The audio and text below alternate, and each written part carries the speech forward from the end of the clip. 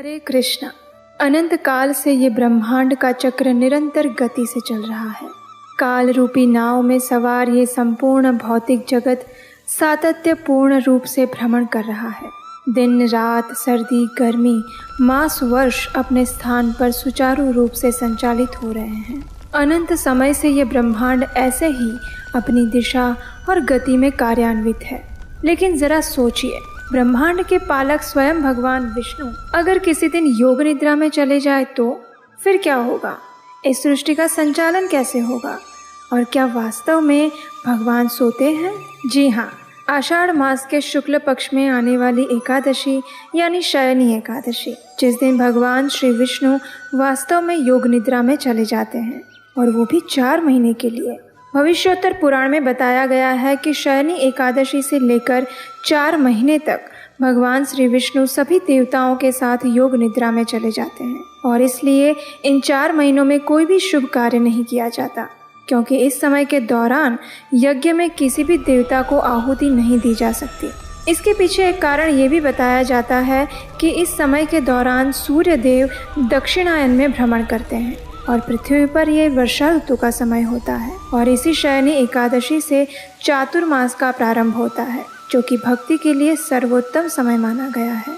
आपको ये जानकर आश्चर्य होगा कि इस एकादशी को अनेक नामों से जाना जाता है, जैसे कि देव शयनी एकादशी, पद्मा एकादशी, विष्णु शयनी एकादशी, देवपोढ़ी एकादशी, आषाढ़ी एकादशी, महा एकादशी इत्यादि। तो चलिए, आज हम आपको शयनी एकादशी की अत्यंत रोचक और महत्वपूर्ण कथा सुनाते हैं, और इसके साथ साथ आज हम आपको इस एकादशी का पालन करने की पूजा विधि के विषय में भी जानकारी देंगे, और उसके लिए अंत तक हमारे साथ बने रहिएगा। तो चलिए, अब हम सीधे चलते हैं युधिष्ठिर महाराज के महल में, जहां भगवान श्री कृष्ण उनको संपूर्ण वर्ष के दौरान आने वाले विविध एकादशी व्रत के विषय में बता रहे हैं। युधिष्ठिर महाराज ने श्री कृष्ण से पूछा, हे केशव, आषाढ़ मास के शुक्ल पक्ष में कौन सी एकादशी आती है और इसका पालन करने की पूजा विधि क्या है? कृपा करके आप मुझे इसके महत्व के विषय में बताएं। भगवान श्री कृष्ण ने उत्तर देते हुए कहा, हे पृथ्वीपति महाराज युधिष्ठिर, ध्यान से सुनो। अब मैं आपको एक ऐसी पौराणिक कथा सुनाता हूँ जो इस सृष्टि के सर्जक ब्रह्मा जी ने अपने पुत्र नारद को सुनाई थी। ये कहकर भगवान श्री कृष्ण ने युधिष्ठिर महाराज को उस कथा का वर्णन करना प्रारंभ किया। तो चलिए, अब हम आपको भी उसी कथा का रसपान करवाने के लिए एक यात्रा पर लेकर चलते हैं, और ये यात्रा है ब्रह्मलोक तक की मानसिक यात्रा। सदैव भगवान नारायण का गुणगान करते हुए विचरण करने वाले शुद्ध भक्त श्री नारद मुनि एक समय अपने पिता ब्रह्मा जी के पास पहुँचे। वहाँ जाकर उन्होंने ब्रह्मा जी को प्रणाम किया और बड़े आदर भाव से पूछा, हे पिताश्री, आषाढ़ मास के शुक्ल पक्ष में आने वाली एकादशी का क्या नाम है, उसका क्या महत्व है, और किस प्रकार उसका पालन करके मैं भगवान विष्णु को प्रसन्न कर सकता हूँ? नारद मुनि की बात सुनकर ब्रह्मा जी बड़े प्रसन्न हुए, क्योंकि नारद जी का कोई भी प्रश्न सदैव लोकहित के लिए ही होता था। ब्रह्मा जी ने कहा, हे नारद, इस आषाढ़ मास के शुक्ल पक्ष में आने वाली शयनी एकादशी का महत्व दर्शाने के लिए मैं तुम्हें एक पौराणिक कथा सुनाता हूँ। ध्यान से सुनो। ये सतयुग के समय की बात है। उस समय पृथ्वी पर सूर्य वंश का एक अत्यंत पराक्रमी और धर्मनिष्ठ राजा मांधाता राज्य करता था। ये राजा अत्यंत धर्मपरायण था और अपनी प्रजा का अपनी संतान की तरह पालन पोषण करता। उसके उदार चरित्र, सद्गुण और नीतिपूर्ण जीवन की वजह से उसके राज्य में कहीं भी कोई दुख तकलीफ या अशांति नहीं थी। उसके राजकोष में सदैव शुद्ध लक्ष्मी का समृद्धिपूर्ण वास रहता था। यहाँ तक कि उसकी सभी प्रजा भी अत्यंत धनवान और समृद्ध थी।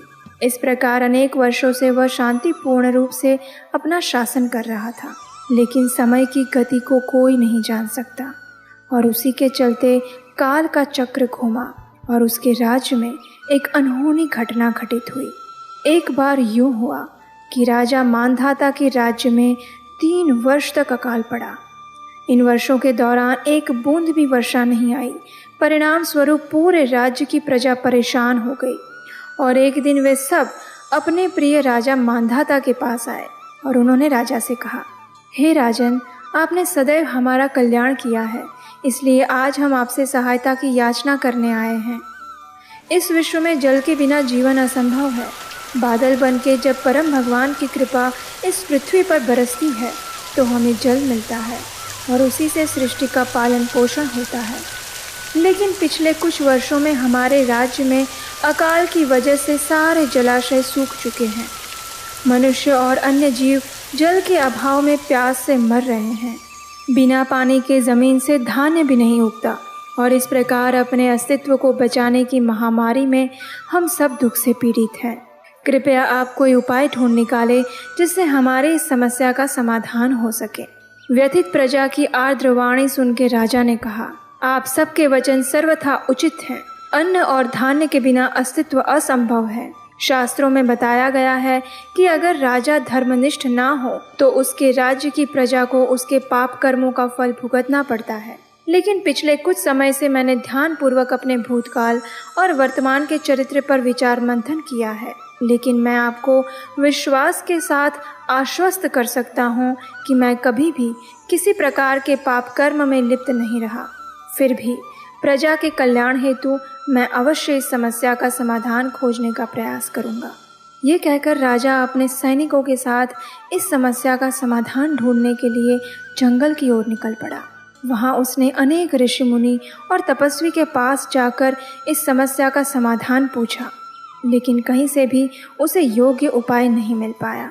आखिरकार यहाँ वहाँ भटकते हुए राजा एक आश्रम में पहुँचा और ये आश्रम महान तेजस्वी और तपस्वी ऋषि अंगिरा मुनि का था।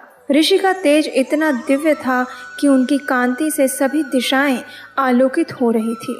जब राजा को पता चला कि ये महान ऋषि अंगिरा का आश्रम है तो वह तुरंत ही अपने रथ से उतरकर ऋषि अंगिरा के पास गया। वहां जाकर उसने ऋषि को दंडवत प्रणाम किया और बड़ी ही विनम्रता से हाथ जोड़कर ऋषि के आशीर्वाद की याचना की। राजा की विनम्रता और धर्मपरायणता से प्रसन्न हुए ऋषि अंगिरा ने राजा को आशीर्वाद दिया और उसके तथा उसके राज्य के कुशल समाचार पूछे।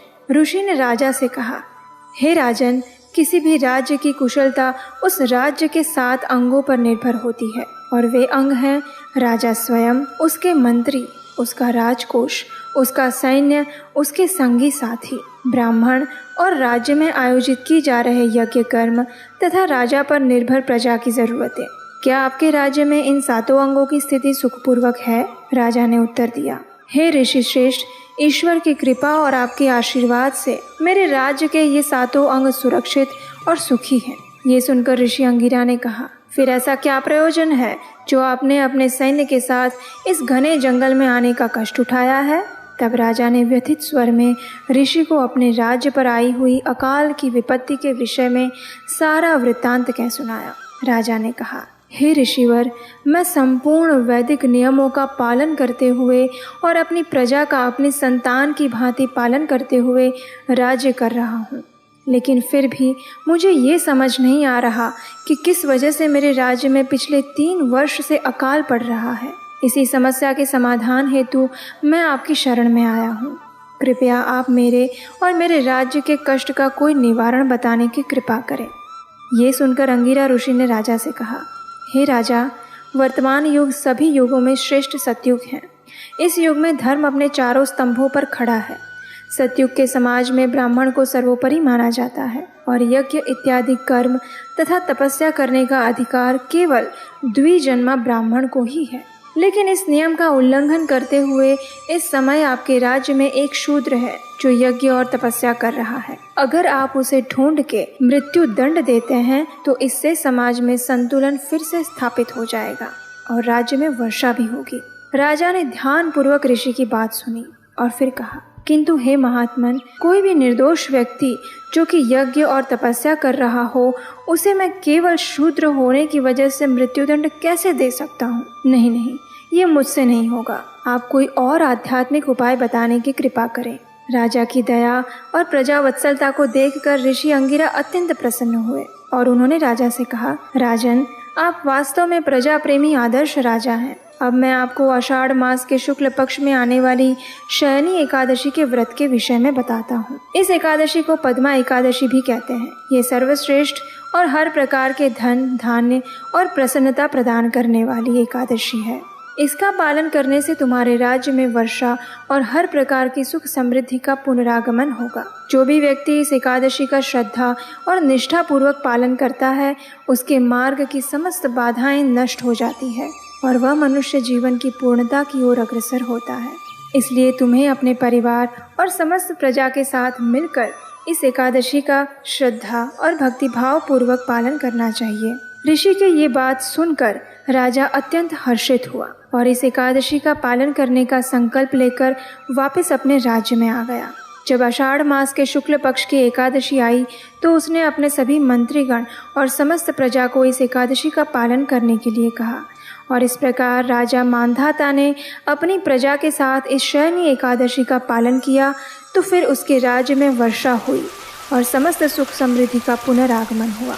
और ब्रह्मा जी द्वारा नारद मुनि को सुनाई जा रही इस कथा का समापन करते हुए ब्रह्मा जी ने नारद मुनि से कहा, ये एकादशी समस्त पाप कर्मों को नष्ट करने वाली और अत्यंत पवित्र है। जो कोई भी व्यक्ति जन्म मरण के चक्र से मुक्त होकर जीवन की पूर्णता को प्राप्त करना चाहता है, उसे निष्ठापूर्वक इसका पालन करना चाहिए, क्योंकि इसका पालन न सिर्फ भगवान विष्णु को प्रसन्न करता है, अपितु मनुष्य को नरक के द्वार से भी बचाता है। हम आपको एक बार फिर याद दिला दें कि ब्रह्मा जी और नारद मुनि की कथा का वर्णन भगवान श्री कृष्ण युधिष्ठिर महाराज को सुना रहे थे। जब उन्होंने इस कथा को पूर्ण किया तो फिर भगवान श्री कृष्ण ने युधिष्ठिर महाराज से कहा, हे मेरे प्रिय युधिष्ठिर, इस एकादशी का इतना महात्म्य है कि जो कोई भी इस कथा का श्रवण और पठन भी करता है तो उसके सारे पाप कर्म खत्म हो जाते हैं। जो कोई भी मुझे प्रसन्न करना चाहता है और इस संसार चक्र से मुक्त होने की कामना रखता है, उसे इस एकादशी का अवश्य पालन करना चाहिए। इसी एकादशी से चातुर्मास का भी प्रारंभ होता है। चलिए अब हम आपको इस एकादशी का पालन करने की विधि बताते हैं। अगर आप निष्ठापूर्वक इस एकादशी का पालन करना चाहते हैं और उसका संपूर्ण फल प्राप्त करना चाहते हैं तो इस विधि का अवश्य पालन करने का प्रयास करें। एकादशी के एक दिन पहले यानी दशमी के दिन सूर्यास्त के बाद भोजन ग्रहण ना करें। शाम के भोजन में फल या दूध ले सकते हैं। दूसरे दिन एकादशी के दिन सुबह ब्रह्म मुहूर्त में जल्दी उठ जाएं और स्नान इत्यादि अपने नित्य कर्म के बाद घर में भगवान की मंगला आरती करें। अगर ये संभव ना हो तो इसके लिए आप नज़दीक के किसी इस्कॉन मंदिर में जा सकते हैं, जहां हर रोज़ सुबह 4:30 बजे मंगला आरती की जाती है। अगर आपके आसपास ये सुविधा भी उपलब्ध ना हो तो आप ऑनलाइन इस्कॉन वृंदावन, मायापुर या इस्कॉन दिल्ली से लाइव मंगला आरती का दर्शन भी कर सकते हैं। उसके बाद अपने घर में रखे तुलसी के पौधे को जल अर्पण करें, उसकी 3 बार प्रदक्षिणा करें और उसके सामने बैठकर भगवान के पवित्र नाम का जाप करें। हरे कृष्ण कृष्ण कृष्ण हरे हरे, हरे राम राम राम हरे हरे। इस महामंत्र का प्रातः काल में और संपूर्ण दिन भर ज्यादा से ज्यादा मात्रा में जाप करें। इस एकादशी का पालन आप अपनी शारीरिक क्षमता और इच्छा के अनुसार निर्जला जल के साथ, फल के साथ या फिर एकादशी प्रसाद के साथ कर सकते हैं। लेकिन इस दिन व्यर्थ की बातों में समय ना गवाएं और ज़्यादा से ज़्यादा समय भगवान की कथा का श्रवण, कीर्तन और नाम जप करने में लगाएं। संध्या के समय अपने घर में भगवान का कीर्तन कर सकते हैं। तो चलिए समस्त पुण्य फल प्रदान करने वाली इस शयनी एकादशी का निष्ठापूर्वक पालन